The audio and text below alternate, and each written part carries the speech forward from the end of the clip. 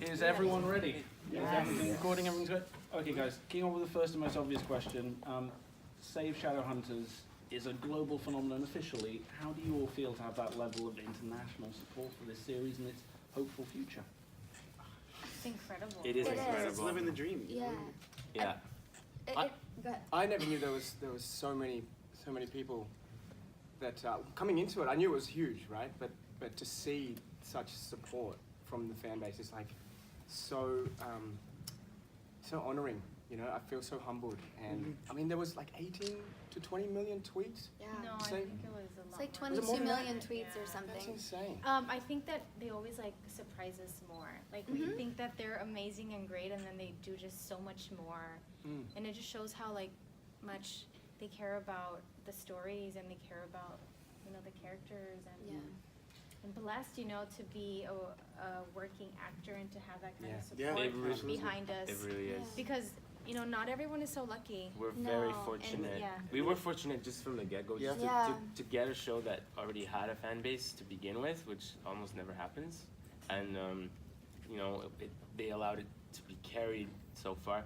And to see, I was in Seoul, Korea in August, and I saw the poster that they bought, the billboard. I mean, it's Oh, that's giant so Save cool. Shadowhunters. I mean, a billboard in Times Square, a billboard in Korea, Buses in London. Buses in London, Toronto. San Diego Comic. The Yeah. plane over Oh, Netflix. All the trolley. planes. Yeah. The London bus. Yeah. Yeah. And this is the thing, in the way the world is right now, people are so divided, but to have a story that's ultimately about love and acceptance and unity, and to have all of these people all over the world come together and form friendships and form this community, it's really an amazing thing to see. And it speaks to the world that we created with them. This Yeah. whole theme of love and support. It's really cool. Yeah, and to remind them that this unifying thing that they've found isn't going anywhere. Whether the show continues or not, or if it's us or another form of the show, it has showed us that people can come together and can influence for the positive, and Yeah. it's And we're even speaking not just about the show, but just in general with Yeah. voting and stuff like that. It just shows how powerful Yeah. the new generations are going to be. Absolutely. and it's and for a TV show and obviously a story that they really care about. But so let's and it's cool to remind.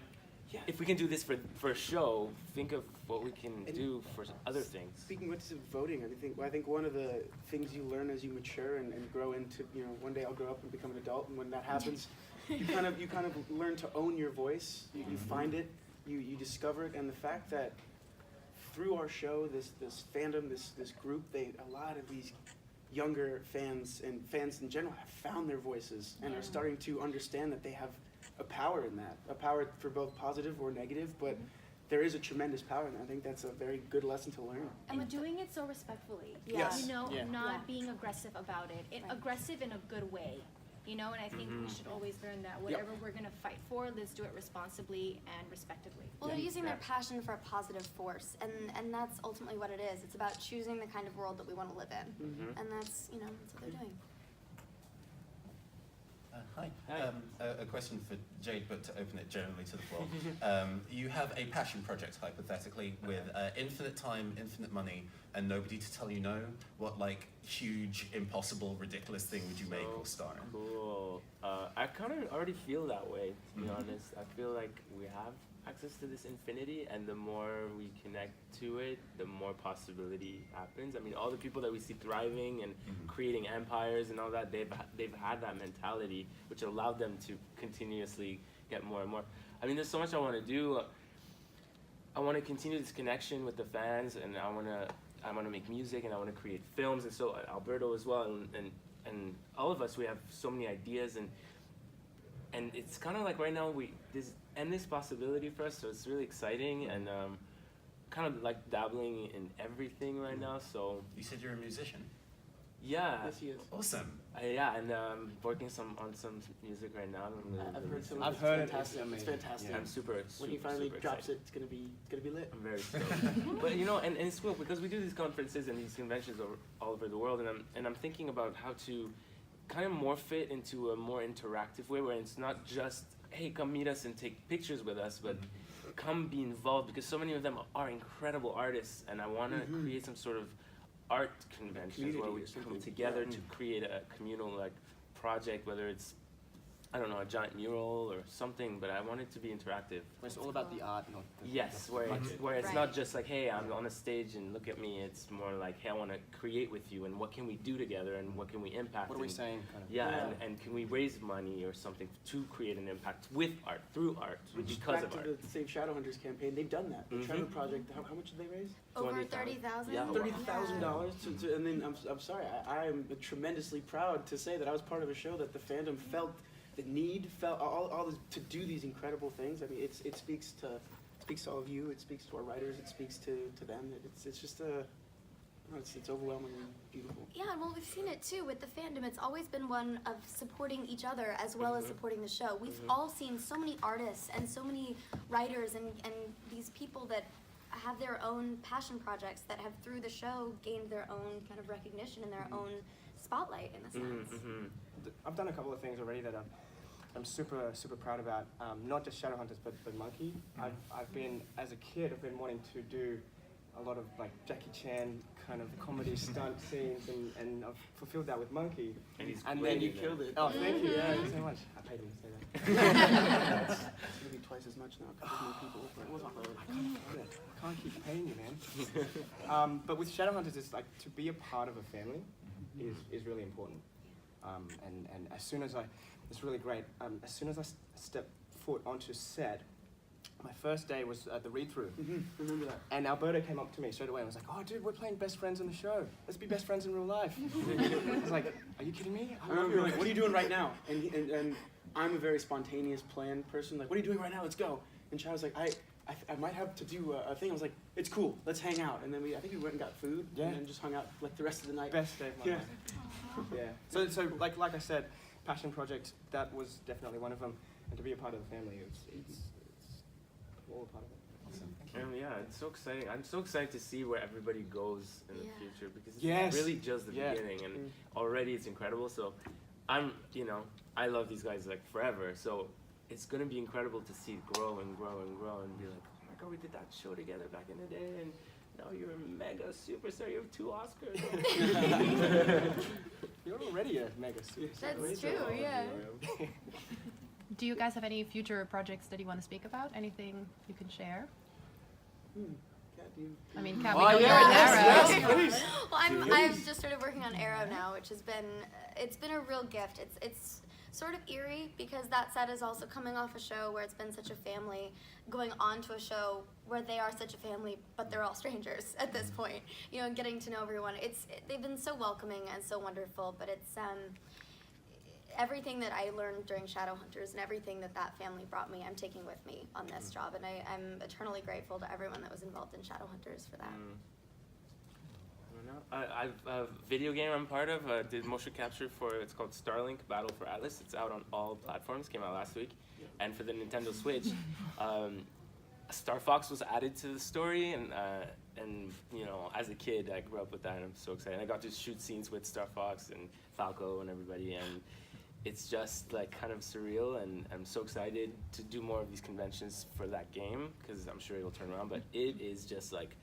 Just the cutscenes is just like this film that we've shot all together, and I love the cast, and it's just a dream really. As a kid, I'm kind of like, whoa, I can't believe I'm doing this.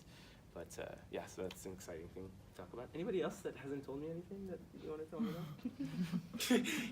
No. Okay. Hi, Kat. We all know about the duct tape prank that Don pulled on you. Yes. And like the one where you slipped over when you were walking around the club scene. Oh yes.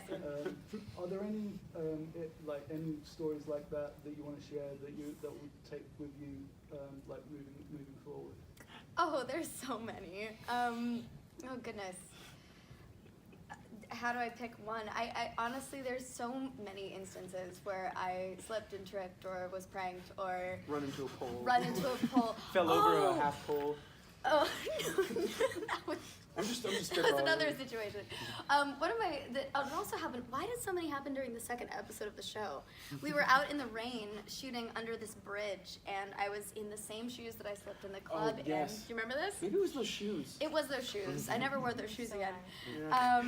Yeah, they were way too high. I didn't know what I was doing then. But they tried to make it less slippery because I was supposed to run down this Clear. hill through mud, and they put plywood down, then they had to put leaves to cover the plywood, and it was all just getting wet, so it was basically just slick. It was like a slip and slide down that hill. I remember this now. You remember this? Yes. And so I have to run toward I'm running toward the Rock Solid Panda van. So I'm running down this hill, and soon I find that I'm not, there's a video somewhere. I find that I'm not running, I'm sliding, and then I hit the van. It was and like, then pop on the hill. and it was the second episode, so everyone's like, It was like, oh! They didn't know. this is before that we found out that this was like not normal uncommon. thing. Yes, it just happens with me. So, you know, I tend to be a little clumsy, but that's all Accident right. prone. Accident prone, comic relief, what can I say? I try and lighten the mood. For you other guys, do you have any moments like that you carry with you? I mean, with us, a lot of them were like, you know, in the middle of the scene, we just start like, you know, laughing nonstop. But I literally mean nonstop, that we have to take like a 30-minute break. Yeah. It's like we say Yeah. one word and then we just like start laughing. Especially when it's like continuous shots where we have to like say a whole speech and it's just like focused on one person and then like 4 other people are just Yeah, staring. the more, Seriously? the more You can people see in them. the scene as well, the more people in the scene, the harder it will be to Yeah. come back if we were to fall If apart. it breaks. Yeah. It's just a domino effect. Yeah. But by the end, they're so good at bringing us back together. You know, We it's were just very good at and they coach us into it, like, you guys focus. Because off camera, we're laughing constantly also, so, you know, and try to be really serious and bring the stakes and also, like, come on, everybody talks like this. It's true. That's the thing. We all genuinely enjoy each other's company, so it makes it hard when one of us goes for all of us to bring it back We've got to together. be like professional sometimes. Yeah, Right, That right. balance always kind of finds its place. Like the heavier the show. It does, yeah. Oh, who said that recently? I forgot what I was listening to. But the heavier the show, the more you kind of laugh and have to smile and talk about things offset just because all the heavy stuff is happening. You need to balance it out. Yeah, I think it's a human thing. Yeah. So what was your favorite thing to do during downtime in set? Everybody's like on their phones like this. Yeah, eat. We had an amazing crafty team. They were Oh, from yeah. They were Cuba so good. and Yeah. Dominican Republic. They were And incredible. they So would good. just like be so nice to us. They would spoil us. They would like make us separate things on the side. Every once in a while, they'd be like, Alberto, and they'd hand me like a plate of like amazing rice with like avocado. Yeah, we and were stuff. Avocado, really oh my god, well fed. avocado, yeah. So I'm kind of happy that I'm not on set right now because I'm not eating everything. But yeah, it was so nice to have them and eating a lot. It's hard to do other things. Like I found it very difficult to read or to do things that require a lot of Focus. a different type of focus, just because set is a bunch of moving parts, millions of really people. Always, it's just if you're not someone that can really put blinders on it, you tend to try to find something that allows you to look Yeah. up every once in a while. And there's different phases of like interests that people bring to set during that period. You know, I don't know, like if it's a scooter or Oh, yeah. like a cool new toy or gadget. Well, we I have used 2 to hours knit. off, so we all go to Walmart and get Nerf guns. like stuff like that. Although some of my favorite days were those days where we were shooting, we had to reshoot a bunch of pieces or get a bunch of green screen inserts, and everybody's on set. But you're only working for little bits and pieces, so we all just sat outside by the trailers hung and out. just That's my favorite. chill out for 12 hours, And the weather and was it's nice. great. It was beautiful. Yeah. Yeah, the weather was really nice. We were all soaking up Yeah, the hanging out sunshine. with the trailer is and fun. Yeah. Like Yeah. when guys just like just spending time come hang out in the together. trailer, put some music on. Yeah. Yeah. Towards the end, when we were like all lying down, Yeah. lying down, just hanging out, talking. That was I love that. sentimental. Talking about the work you guys have done, obviously these remaining episodes are so precious for fans now, and I think it was interesting during the panel that you said that not only is this going to be a season that delivers moments they've been waiting for, but it's also going to surprise them and kind of turn things on its head. I wonder if you could kind of elaborate more about, the balance of that. I think the most important thing, I mean, what people have seen in the finale that we had, our mid-season finale that aired, I mean, Clary's presumed dead, maybe Alec is too. All of this has happened. We don't know what's happened with Lilith. We don't know what's going on with Jonathan. There's a lot of question marks. And there's a lot of things that are unresolved. And those things, some of them will get resolved, some of them will get worse before they get better. But it's, like Jade said earlier, a lot of things come full circle. A lot of questions that we've had for a long time, a lot of things that have kind of gotten quiet will come back up, things that people are interested in. Because of the for lack of a better phrase, like the abrupt nature that we found out the show was no longer going to continue. Mm-hmm. The final 2 episodes that we got the gift of being able to shoot Yeah.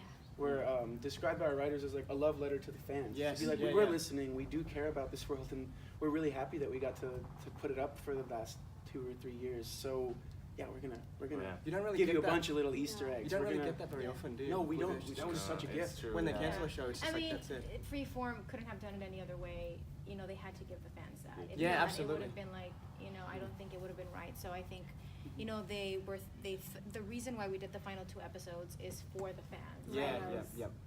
They needed closure to what we had already shot. And I think it gave us a little closure Yeah. too, to shoot things that happened, and then as book fans also to shoot things you're like, oh yeah. Yeah. I would just. What people don't talk about is when you're an actor on a show for like 3 seasons, and then it abruptly ends, you get what's called the post-filming blues, and you don't really realize it until maybe 3 weeks, you know, after the show. You're like, oh, where's Alberto? Yeah. It still hits Where's me my- every once in a while. Yeah. Yeah. Where's Jade? Yeah. Where's Kat? Well, shooting the finale, it gave me a chance to kind of realize that all of us have spent more time in these fake rooms and these fake sets that have been created than we have in any real space that we lived. And with all of these people that have we've just been put in a room Didn't think with, about that. you know, we've spent more time in this imaginary world than we have in the real world, really, hour for hour. And it's a huge chunk of our lives, and we've put literal blood, sweat, and tears, all of us, into making this show. And it's, I don't know, for me it's an experience I'll carry with me the rest of my life. Absolutely. For sure.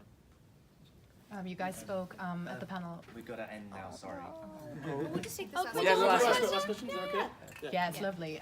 So you spoke about a deleted scene between Simon and Clary. Yeah. Are there any more deleted scenes that you wish had been included in the show that maybe you can speak about? There was one I did with Javier Munoz, and it was a great scene where I explained how it was deleted, but it's not part of. Can you, I don't know. Well, Maybe- we're maybe not should- sure. maybe- It- No, we're No, okay. it didn't air. It was supposed to air. But anyways, we did a great scene where I basically, I think it already aired, like that segment. Anyway, so I put together like a piece of, since Isabel is the weapons master. Oh, wait. Are you sure? Yeah. that outfit aired. That outfit aired already. What I was wearing during that scene. So That's I- how you know. So basically, gold right now. she's a weapons master. There was a sword that he fought with in a big battle, and she pieces it back together and gives it to him as a gift, so he can be our ally. So I think that was a great scene that got deleted. Cool. Awesome. Thank you so much. Thank you all Thank very you, much. guys. It was such a pleasure. Really